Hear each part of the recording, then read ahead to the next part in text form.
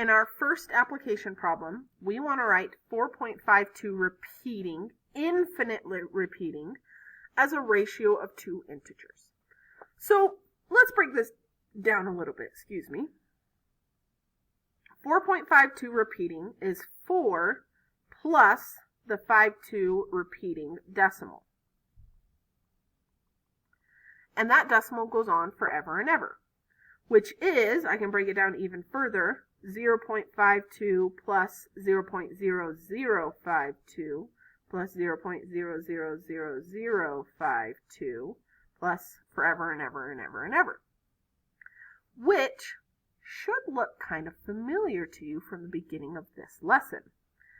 This right here is an infinite geometric sequence, with this being our first term, and each term we're timesing by 0.01. So I could instead write it like this. I'm using that because we're adding all these numbers together. This is a sum from my first term to infinity, because my dot, dot, dot, I'm going on forever. This is an infinite geometric sequence. My equation is my explicit formula for my geometric sequence, which is my first term, 0.52, times my r, 0.01, to the n minus 1. So this is another way we can write this. Our whole number plus our infinite geometric series that gives me my repeating decimal. Now, hopefully you saw where we're going next. This is an infinite geometric series, which means we can see if it converges or diverges.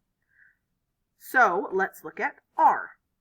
Our r, what we're multiplying by each time, is 0.01. That is definitely between -1 and +1, so this infinite geometric series converges. Now, because it converges, that means I can use this formula on it. So I have 4 plus, and now I can use this formula on this part of it, where my first term was 0.52, and I have 1 minus my r is 0.01. And if I simplify that, I get 4 plus 52/99, which is 448/99. So that is how we can write a repeating decimal as a fraction. And this is actually how your calculator does it too. It turns it into an infinite geometric series, calculates it up, and there's your fraction. But now you know how to do it by hand. So you will have a couple problems like this on your homework. You'll have the repeating decimal. You'll follow this pattern, write it like this. It will converge, so you can change it to this and write it as a fraction. Let's do our last application problem. This application of infinite geometric series comes from something you've already learned before. Let's read example 10. We have a deposit of $50 that is made at the end of each month into a savings account that offers a 6% annual interest rate compounded monthly. All of those words should take you back to chapter 4 when we did compounding. Just a reminder, for compounding monthly, our equation was this, where we know that n was 12 because it's being compounded monthly. However, when we did these problems in chapter 4, we just talked about depositing a lump sum of money and letting it sit there. Most times that's not very realistic. Usually you're not going to get a lump sum of money that you just put in a bank account and leave alone for 20 years. Usually instead, more realistically, what you're doing is you're putting a little bit in the bank account each month, which is what's happening here. We're adding $50 each month. This is called ordinary annuity. I always mess up that word. Where we're taking this $50 and we're putting it in every month, which is a much more realistic situation. However, it is also a much more complicated situation to look at. So let's look into this problem as a geometric series. So first off, we know our interest rate is 6%. So R equals 0.06. I know I'm compounding monthly. I know that my P is $50. That's how much I'm putting in every single month. Oops, let's label that as P. And I know that I'm doing this for 30 years. That's my T. Now, unfortunately, I can't just plug all of these into this equation because it's not just one P that's happening. It's a lot of P's that's happening. It's $50 every single month. So to understand what's happening here, we're going to construct a big table to help us kind of break this down. The first column is going to be our deposits. So the first month, I'm depositing $50. The second month, I'm depositing $50. The third month, I'm depositing $50. The fourth month, I'm depositing $50. And this continues until I get to the 360th month. I know it's 360 because I'm doing it monthly for 30 years. So at the 360 month, I post my last $50. Now, each of these $50 is going to sit in the account for a different amount of time, assuming that I put the $50 in and I don't touch it again. I never take it back out. So our next column is how long that $50 is in the account. So if I put this $50 in the first month, it's going to sit in the account for 359 months. If I put this second $50 in the second month, it's going to sit in the account for 358 months. And so on and so forth. My third month, this 50 will sit in there for 357, 356, all the way down to this last 50 isn't going to sit in there at all. I'm going to take everything right out after my 30 years. Now that we know all of that, we can come up with an equation for each row of this table. So in this first row, my P is 50, and then I use my equation, which I should have done this before. I can simplify this equation a little bit. As we can tell from this table, I can't simplify P because I'm adding to the P every single month.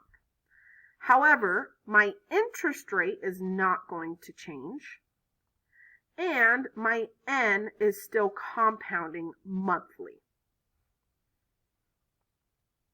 So that's 12. However, I am going to leave up here as NT still, where this N, this little n up in the exponent, is going to be how long it's been sitting in the account. That's why I don't fill in N now, because it's going to change for each line. However, I can simplify some of this. I put that into my calculator. I get 1.005 to the NT. So now I can come over here and do my equation for this row. I put my 1.005 in, and this N is going to be 359. That's my, or I should say this NT, that's how many months it's sitting in the account. So my next row is 50 times 1.005 to 358, because that's how long this $50 is sitting in the account at this interest rate. And my next row is 50 times 1.005 to the 357, 50 times 1.005 to the 356. All the way down to 50 times 1.005 to the 0.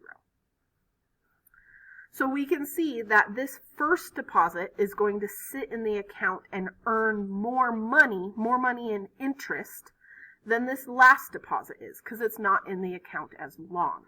So each $50 is earning its own amount of money, and then at the end of all of this, to find our answer, I need to add all of those up, and that's how much total money is in the account after 30 years.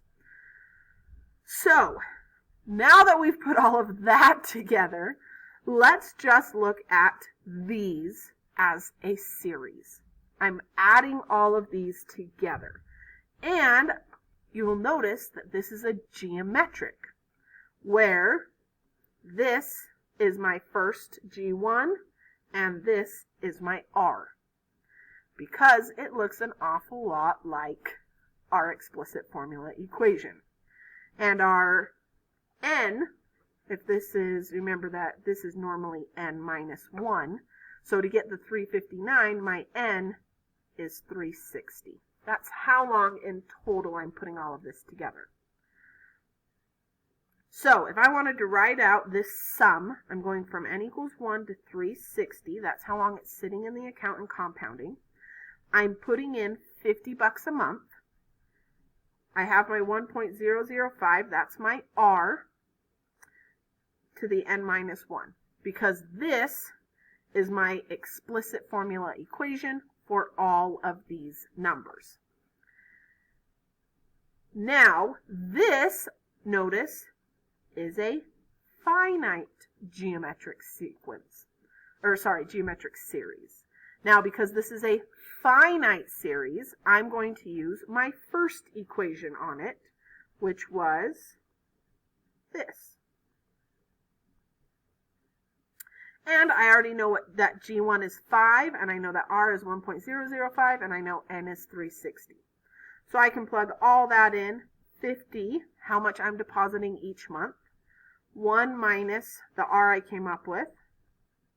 2, how long it's sitting in the account. All over 1 minus my R. Now if I calculate all of that, I get $50,225.75. So, end of the story. If you put $50 into an account every month for 30 years at an interest rate of 6%, at the end of 30 years, you're going to have over $50,000 sitting in that account, which is pretty awesome. And that is how we deal with the much more realistic problems of ordinary annuity, putting money in the account regularly instead of just putting a lump sum in and letting it sit. So that is all for lesson 7.2. That is our story problems. You can now get started on your homework.